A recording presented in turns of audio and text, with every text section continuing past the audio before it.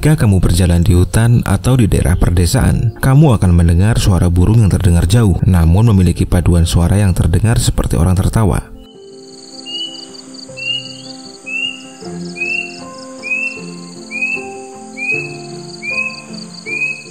Jika imajinasimu terlalu tinggi, suara itu akan terdengar seperti suara nenek sihir atau bahkan suara kuntilanak, seperti yang diceritakan dalam kisah-kisah misteri.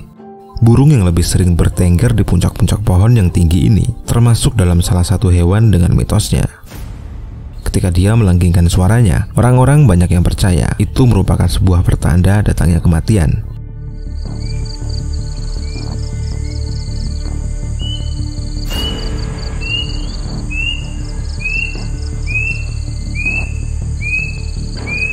Tapi tentu saja tak ada yang tahu kapan usia seseorang atau makhluk apapun.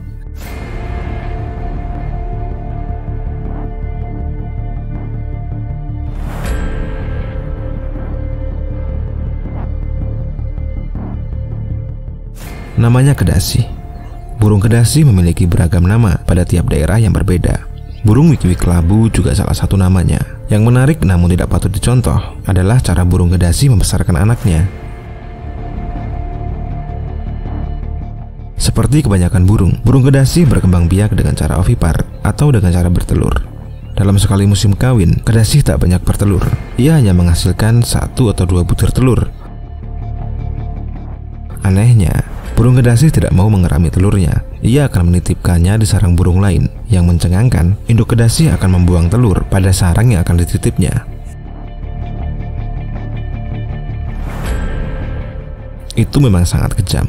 Hal ini dilakukan induk kedasi supaya induk burung itu tidak mengenali telur burung kedasi. Meski induk yang dititipi bisa membedakan telur mereka, namun mereka takut jika membuang telur kedasi, karena jika ketahuan, induk kedasi bisa balas dendam dan membuang semua telur induk yang dititipi.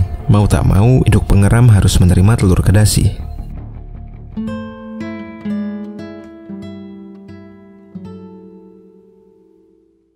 Penderitaan dan kejahatannya tak berhenti di situ saja. Setelah telur-telur menetas, anak kedasi yang masih kecil akan menyingkirkan telur-telur lain yang masih belum menetas agar induk burung itu bisa memberinya makan.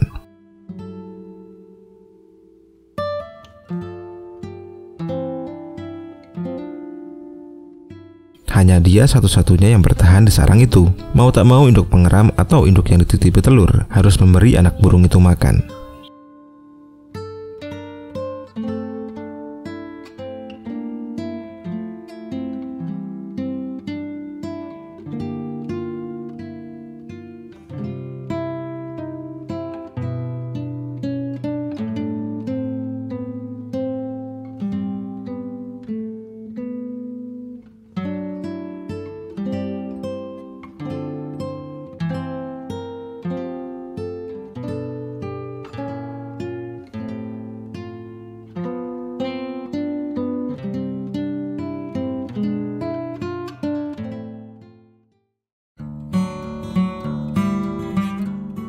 Ternyata dalam dunia hewan, ibu yang tak patut dicontoh ini juga terjadi pada panda.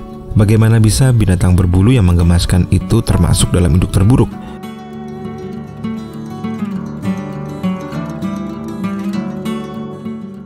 Jika melahirkan lebih dari 1 ekor anak, induk panda akan meninggalkan atau menelantarkan anaknya yang lemah dan merawat 1 yang kuat.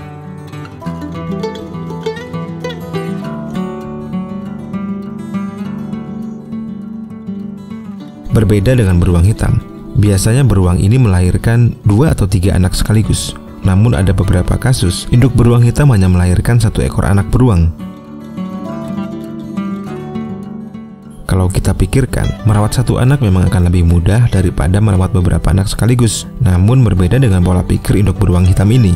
Menurutnya, saat hanya melahirkan 1 anak, perjuangan untuk membesarkan tidak sebanding dengan jumlah anak tersebut. Maka jika induk beruang hitam hanya melahirkan 1 anak, dia akan meninggalkan anaknya itu. Berbeda jika dia melahirkan 2 atau 3 anak sekaligus, dia akan merawat anaknya dengan penuh kasih sayang.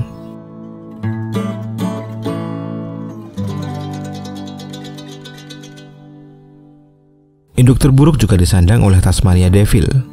Mamalia yang jadi inspirasi kartun Tasmania ini ternyata bisa melahirkan 50 anak sekaligus.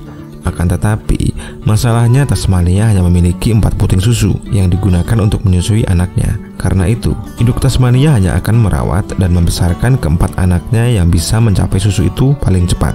Sedangkan sisanya yang lain dibiarkan dan mati. Itulah kenapa angka kematian anak Tasmania Devil mencapai 90%. Banyak pelajaran yang bisa kita ambil dari tingkah hewan-hewan. Kita bisa mencontoh hal-hal yang baik dan mengabaikan hal-hal buruknya. Jika kalian suka dengan video ini, kalian bisa kasih jempol ke atas dan tinggalkan jejak kalian di kolom komentar. Sampai jumpa di video selanjutnya. Terima kasih.